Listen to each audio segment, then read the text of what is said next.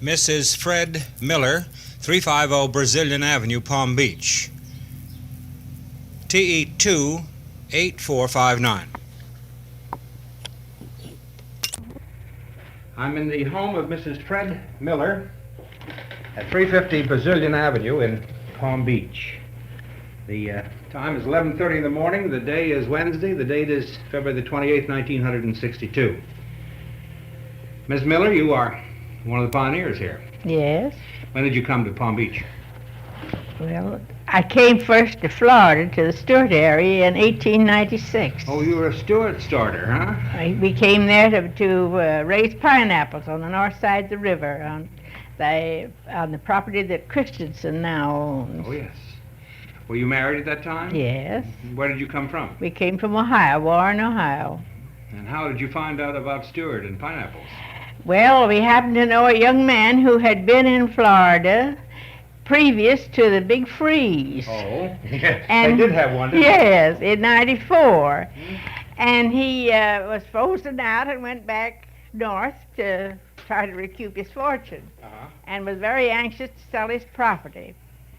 And then that combined with the fact that my husband's mother was a first cousin of Mrs. Richards, Captain Richards' wife. Oh, yes.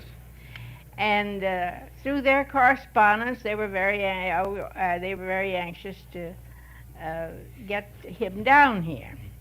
So we were married and came to Florida and settled on the St. Lucie River and tried to raise pineapples. Were you successful in raising pineapples? Well, we could raise them all right, but we couldn't guarantee them against frost.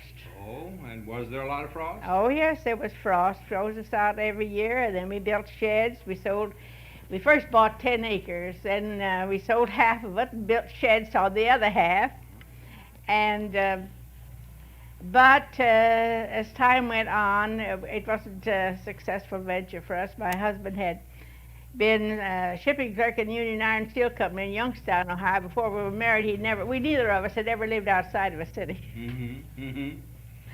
And so it was a new venture, but we enjoyed it. We were happy in it to a certain extent. But we had a little daughter, and she was getting ready to go to school. There was no schools, and there was no transportation except by sailboat on the river. We had a boat. We later got a launch, but I wasn't satisfied to live there. You weren't? No. Mm-hmm. And the pineapples finally petered out anyway? Oh, yes, after the Cuban. Then we came down here, and we bought a place out west of town. It's out on Belvedere Road now, corner of Parker Avenue. We tried again to raise pineapples, but we also had fruit. And we kept that for about 6 years and decided that wasn't a success, and our best crop was the purchaser. When did you come down here? We came down here in 1903. Well, you spent quite a bit of time in the Stuart area, didn't you? We spent 7 years there. Life was kind of rugged? Very rugged. You know, we talked to so many people who were pioneers in this area.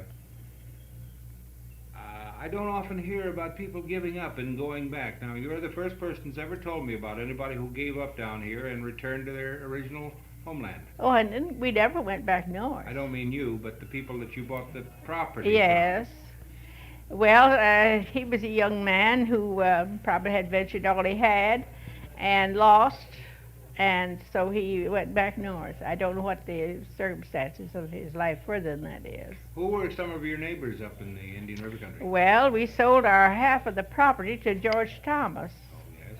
And on the west of us was Will Luce. And let me see, the Rays, Will Ray and George Ray, and the Blairs, and various ones. Did you build a house here? Yes, we built a house up there. Yes, it's still there. It's the one they live in. It is?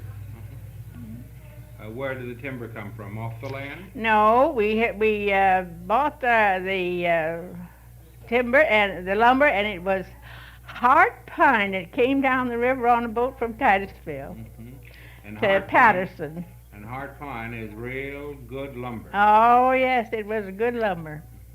They're still trying to find some to use on floors. Yes. Where'd you get your food, your supplies from? We got from Stuart. It was then Well, it was called Wawa, I believe, wasn't it? The Yes. first, yeah. And we got it from Kitching Store. This was after the days of the trade boat. Well, the trade boat did come then, still for a few days, for a few years, the 2 or 3 years after we got there and picked up our pines. But we had a tram road that went back to the railroad, and they would stop on flagging, you know, this flag station. Ed Glutch was right near us. He was the postmaster. And we had a little station out there that we pushed our pines on a tramway out there to the. And it was a very rigorous life. What did you get for a crate of pineapples? Do you recall? Well, we were fortunate if we got our money, because we shipped lots of pineapples that we never got anything for. Because I tell you, it was right in the era of the Spanish-American War, and cars with fruit in were sidetracked for military reasons, and we lost lots of pines.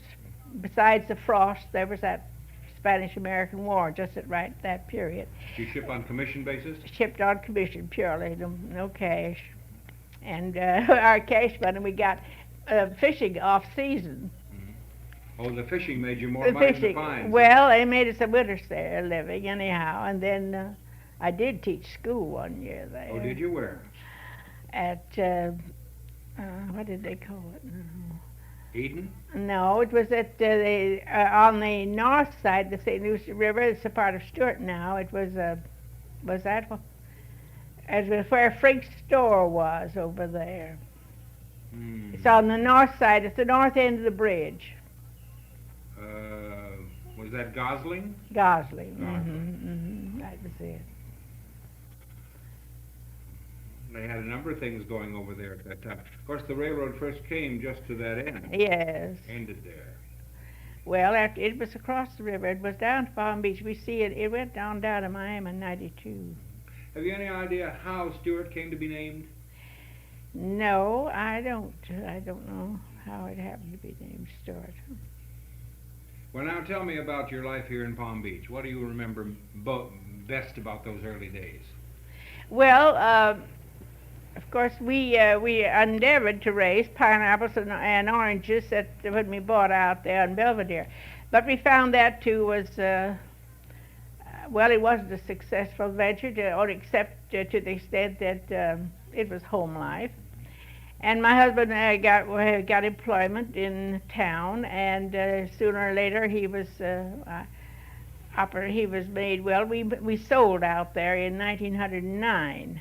So we were only out there about 6 years, and but it was during that period of the Spanish-American War, and my children were growing up, and it was just not a good place for girls. How many children do you have? I have 3 daughters. 3 daughters. Mm-hmm. Are any of them here? 2 of them. Mm-hmm. And so we sold it to a young man by the name of Adams from Cincinnati. And when we bought on South Olive Street the property that is now the Vogel Funeral Home. Oh, really? The 125 feet there is right that we bought. And it's also Dr. Swire Stevenson, I believe it is. There's 2 buildings there. Well, we had 125 feet there. We were fortunate in being able to buy it at a reasonable price. And yeah. Do you remember how much you paid? Well, I think we paid $3,300 for it. 125 feet, 180 feet deep. Wouldn't you like to own it now? Oh, no, because we sold it, fortunately. Oh, did you? And we had that from 1909. And in 1917 Mr. Miller then built several houses because, well, that was the good thing those days, is to build and sell. It was good business. And in the meantime, he was employed as deputy clerk of court under Fred Fennell, the first clerk of court. And he was with them about 12 years in the courthouse. So that our outside business was building. And when we built the property where the Vogel Funeral Home is in 1917. And then we sold the whole thing during the boom. We sold it to a group of investors who failed to make good on it. We had to take it back in 1928. And but then we had a sale for it immediately, and so we bought our home out in Crane's Nest Way. We lived out there 10 years until 34, and then we bought this property over here on Palm Beach up here at 311, and this we bought that at 35 and this in 37. They both were distressed properties at the time. That's how we happened to get them, because we didn't have a pile of money. We sold our property on Olive Street for $60,000, so but we invested some of it in other property that we lost. But we did have enough left to start over, fortunately. And so that's what landed me here. Are you still wheeling and dealing in land? Do you still? No, I don't. My husband's been gone 10 years, and but buying and selling was our property, was our means of getting ahead to start with. And then, of course, we did sell advantageously during the boom and was able to have enough left over to make reinvestments. Did you have a kind of a sixth sense about the value of property, or did you have to study it? Well, I did, but I had a hard time inducing my husband. I was always very venturesome, but I always said he was a pretty good stop on me. I would have we did buy a property that we sold for almost nothing, but it was better to get rid of it. We had some very good opportunities, but you can't make them all. No. What were the stores and other buildings in town when you moved in from Belvedere?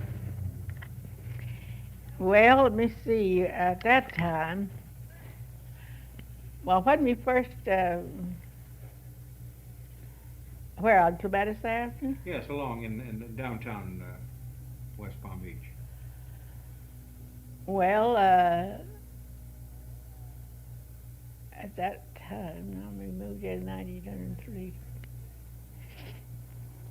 The stores you traded at? Well, there was, starting on, the Palms Hotel was facing, of course, Narcissus. And then back from that, there was a restaurant. Then there was the Burkhart's grocery store. And then there was one or two stores back of that. Across the street was Gruber's Hardware was not on the corner at that time. There was a drugstore there owned by this man that's down in Miami. I forgot his name. And then there was a furniture store owned by well, it was a furniture store anyhow. And then there was a hardware store, and then there was in the meantime, during the boom, but I guess that was before the boom. Then there was two houses on the corner before you got to Olive Street, and one other house on the other corner. They were all built by the same people, that early mayor, what was his name, Will something.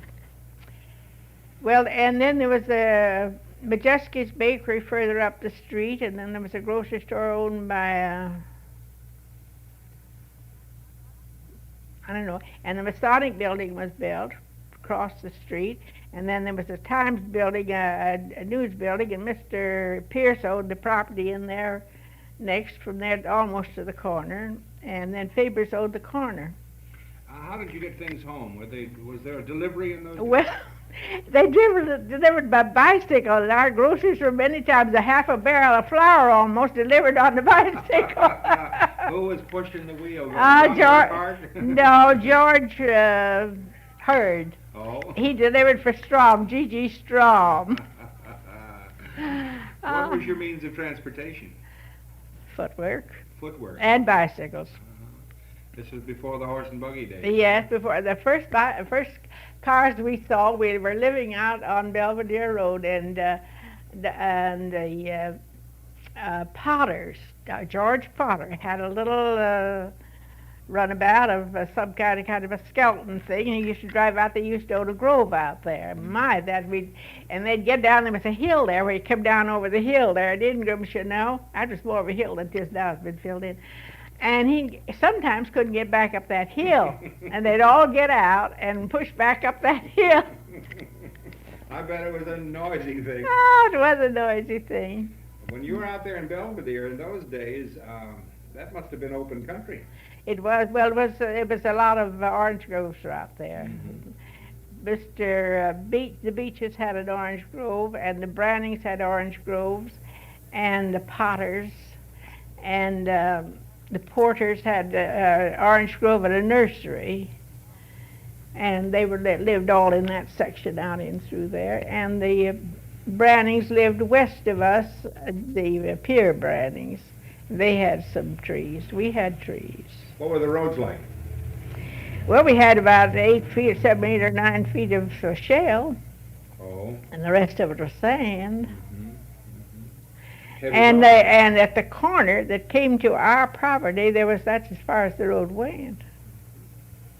But now you moved in town so the girls could get to school. Go What to school they school. go to? They went to the regular grade school. By that time, Mary was, let me see. She was 12, I think. That's the oldest daughter. And Olive was about 9, and Gladys was 5.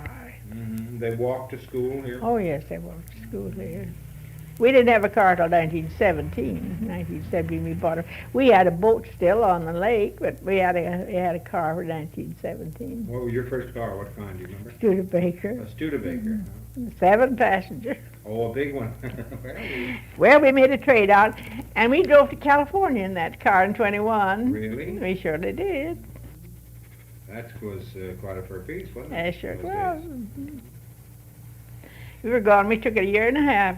Mr. Miller's health then was not good. I'd say hardly ever had. For many years he had much poor health, and he had his first operation in 27. He had 7 major operations. But he was fortunate enough to live as long as he did, and we helped him along all we could. What did you do for the girls? Did you make their clothes? Yes, I did. Were there patterns in those days, or did you Yes. have to dream it up yourself? No, we had patterns. Who was Butterick in business then? Yes. Oh. We used to have to do a lot of sewing. I've always sewed. I don't sew anymore because I don't see very well, but then I sew enough to keep up my own things. Did you use a sewing machine? Yes. Singer? No, I had a white sewing machine at that time. I now have a Singer, just a little Singer portable. So, What did families do to entertain themselves in the early days? well, I don't know anything about anybody except church folks. The church did all they could for the young people, and then there was also, always in every locality, there's groups that are socially minded people who group together for various different social activities. And they had dances, and I don't think they played cards like they do, not as much as they do nowadays, but they had social activities. It was very interesting. Of course, in the church, I've always been a member of the church, Methodist Church, and we always try to take care of our young people as much as possible. They have Sunday schools then? Sunday schools, and when the Women's Club was organized, and I didn't join the Women's Club until after my children were grown. I joined in 1920, and I've been a member ever since. I mean, a life member.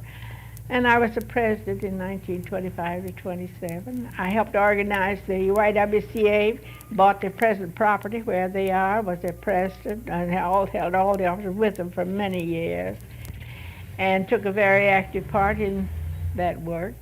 But of course I don't anymore.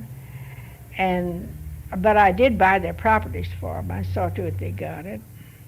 The church, which church did you attend here when you came Methodist here? Church. Methodist? Mm-hmm. Was that one of the first churches here? Yes, it was one of the first churches. The first church was a Congregational church.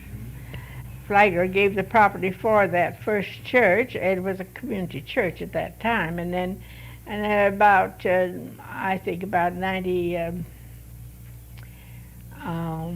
5 or 6 along in there. The Anthonys were here then, and they came from Georgia, and they were Methodists. They were instrumental in starting the first church. And that is one of the men that were. And it was located on the corner of Dixie and Tourist Street, where there's a filling station now.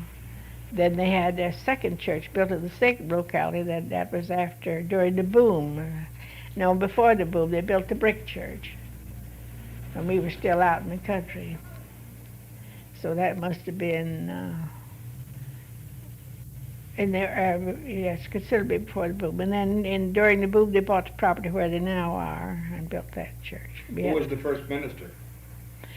Well, the first one, I don't know. The Reverend Walker was the first one that I knew, and that was in '98. In those early days, what did you do for doctors? Well, we always had doctors. Oh. Dr. Hood was here, and Dr. Burnham it is. He lived where the salt air was later, and where now the new building is. What is the name of that big new building on the corner of built this last year? I don't. Narcissus and Clematis. No, Narcissus and Datura. That big where Stouffer's is.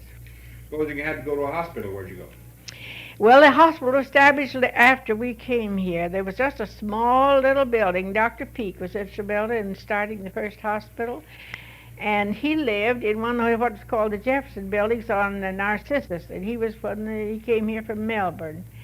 And he built, he was instrumental in starting getting a little house, which was then on about, I think, 6th or 7th Street. Maybe it was up there toward the depot. And that was the first little place where they had to take anyone. Then out of that commenced to grow the Good Samaritan Hospital. But he was instrumental in starting the first hospital. That's Dr. Peake's father, this Dr. Peake that's here now. I suppose families took care of their own pretty well, too. Oh, yes, they did. Mr. Miller was ill. And Dr. Burnham waited on him when he was there where the salt air later was. And we lived in when we first came down here in 1898. We came down here when the first extension was built on the Royal Ponciana. We froze out up at Stuart. We, of course, had to get out and make a living then.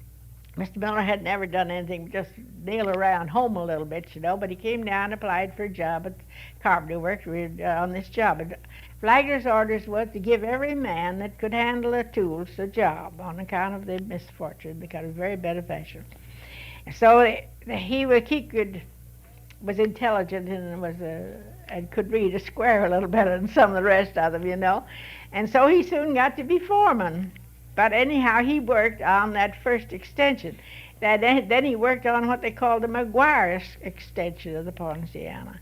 And that was during the season that he had fever so bad. He took typhoid fever again. And they sent him up from there up to Orlando. Dr. Burnham did to get him out of town, and they had yellow fever in Miami that year. And so he sent him up there because it was all rumored about it. There were people walking around with walking cases of yellow fever, and he'd been sick all summer. So we went to Auburn to stay a winter. But when he came back here, and after we still hadn't sold to Stuart at that time. We were just down here. And when he came back, when he came back down here, we sold, and we came to Stuart first, and after that we sold in 1903 up there.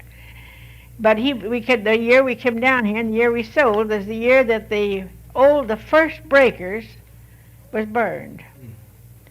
And he worked on that first breakers, that new breakers. And they had a terrible hurricane that fall. Oh, a terrific one. Blew everything, the structure largely out of line, and they had a lot of time. Some men got killed or one thing or another. But after we had sold and then bought out here again, and life was a little different for us, you see. What did Pine Lands bring an acre up in Stuart in those days? Well, it was $125 an acre. That's what they thought it was worth. Annie Hogue, you may have something on her. Well, she was the owner of all that property on the north side at one time, north side of St. Lucie River. Her son lived around down on the bend there. Did you cope pretty well with the bugs? The mosquitoes? Oh, I used to make screens go on their hats, and oh dear, yes. You know, I wasn't scared of anything but rattlesnakes. Oh, you Oh my, I was the most scared thing of rattlesnakes you ever saw, and I still am. But Mr. Miller was possessed to skin them. If he killed one, he'd skin them, and had dried out, you know, to be hanging up on the wall there in the garage, or the shipping place. And then when they get good and dried out, he'd bring them in and want to hang them on the wall. He was so proud of killing that long, great big old snake, you know. I hated those things so bad. I was glad when they were gone. I'm still scared at the thought of them.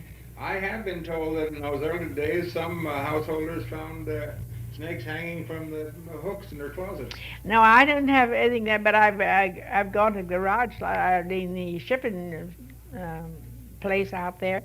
In the back end there, a lot of times when they were rattling around up around the top and the roof. You know, those were not harmless snakes. They were, what they call them now. But anyhow, I didn't like them. And then there was chicken snakes and black snakes. You never got used to them. I just didn't want any of them. What about animal life? There was some wild animal up there. Yes, sir. We had no luck with chickens. We had a great big high 6-foot fence around, and wildcats, and I don't know what all. We'd go out there at night and they were gone, but the chickens were gone too.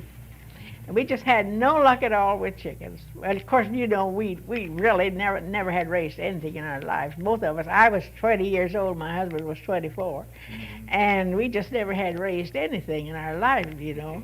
And never lived outside of a town where everything was handed to you.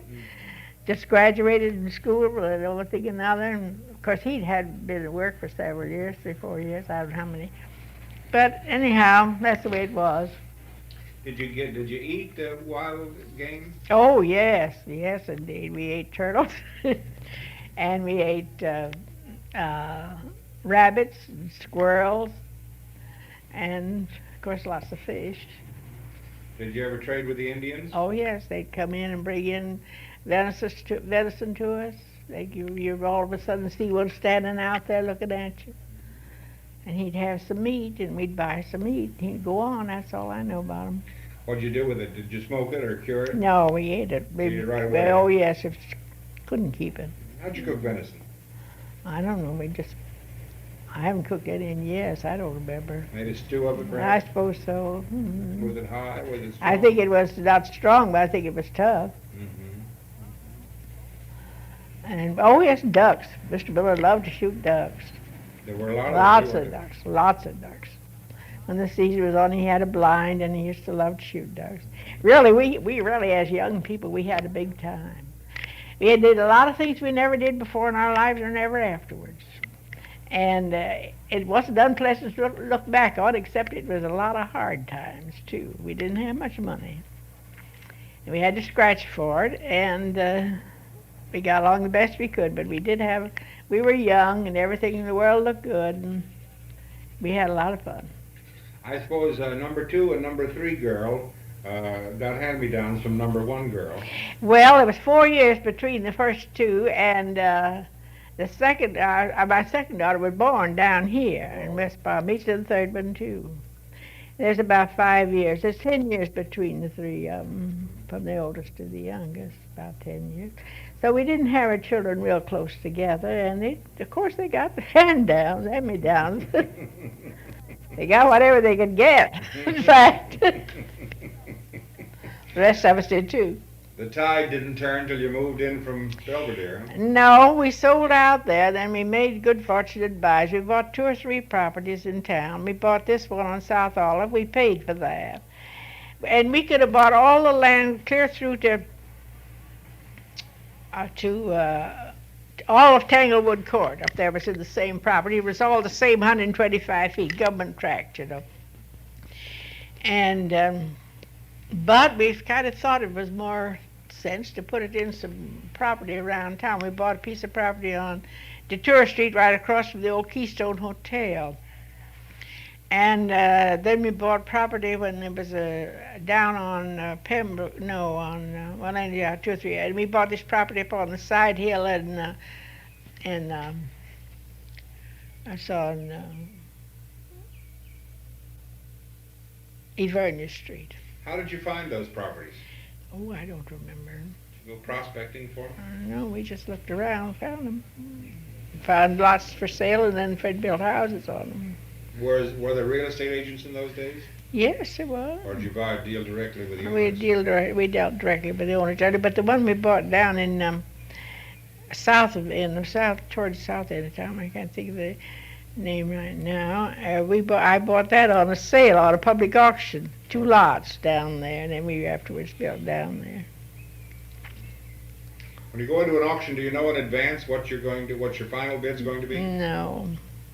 I didn't, and my husband thought I was sort of crazy, but it worked out all right. I just bid him in. You know, we used to go, they give those auctions, they give you a bonus and maybe a meal, I don't know what always. They'd take us up and down the river on tours and everything, and there was always prizes and everything. And people didn't have much else to do but to go and be entertained. And some few bought, huh? And some bought, yes. Did you have to put all the money down, or how much? No, I don't think so. I think it was just a portion of it. Pembroke Place where we bought 2 lots in there. I guess it was 4 lots for a 25-foot lot, but anyhow, I bought it to 2 places, and we built on them. What was your family's favorite dish? What one thing did they ask you to cook more than anything else? Oh, I don't remember. Right now, I can tell you. They all think that scalloped oyster is the best thing I ever made, but I don't know. Now, why, I don't know. We lived well and ate what we could. Is there anything else about that early life that you remember that I haven't asked you about? Oh, I don't know. You know, we just... As soon as I get out the door, of course, there'll be 40 things you'll remember. Oh, no. Well, it was, I can't say that there's anything important. You live from day to day and do the best you can. And a pioneer life is different from the lives of people who live under more advanced conditions. And consequently, sometimes people don't think much of it, but those that go through it realize that there was a real trial there, not only of patience and endurance and other things, but it was a trial of will you ever live through it? What was your greatest fear? I was afraid of the water. Water? I was scared. We had to use boats entirely. And I admit, I don't care if I never even crossed that lake. I was afraid of the water and rattlesnakes. Both. How'd you get down here? All the way by train? Oh yes, by Stuart? train. So you didn't come in the days when they had to get off at Titusville and go down No, that was too early. No, I know the Dimmicks came in that early and all, but I didn't come. Where do you trace the fear of water to? I don't know. I just simply was never used to having to depend on water to go for groceries. The first time we put in a stock of groceries, or somebody did for us, I don't remember. Anyhow, we got out of milk, and I never seen condensed milk before.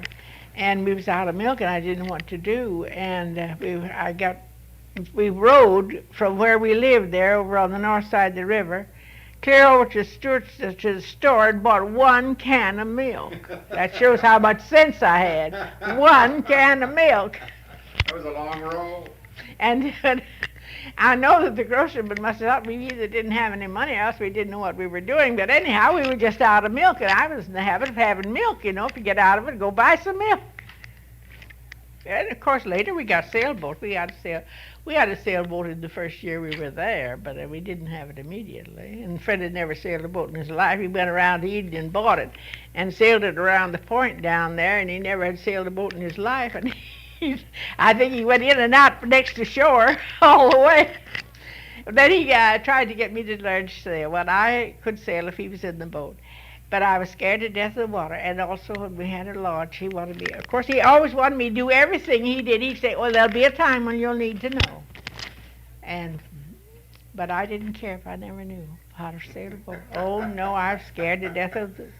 You know, when And he made me swim. I had to swim. He'd say, well, you must learn to swim. So I learned to swim. But I never enjoyed it. That's the reason why I didn't want to stay there. Isn't it strange when you're sailing how frequently the wind is always coming from the direction in which you're heading? Yeah, but you got to tack I into know, it. but it's a long way around. Yeah. Especially in a fairly shallow, Yeah. narrow river. Yes. Were you We afraid had of fire? no, not particularly. I had no particular reason for being.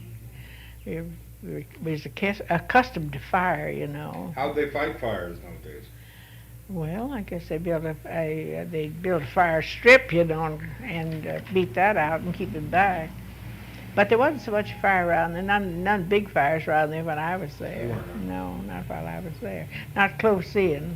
There was forest fires further out, but not close in. Outside of fishing and pineapple, was there any industry in the area? No, there wasn't. Did you grow any vegetables yourself? We tried to, but of course, as I say, we were absolutely inexperienced as far as that's concerned. But we raised a few sweet potatoes. I remember there was a few eggplants down on the lower, I think somebody else put them in, and we just had the crop after they were gone. But we had guavas, and we planted Suriname cherries. Well, Ms. Miller, I want to tell you, it's been a real pleasure to talk to you. Well, thank you very much. I just hope I hope not all this stuff will go on record. May, you can't tell. Thank you. You're welcome.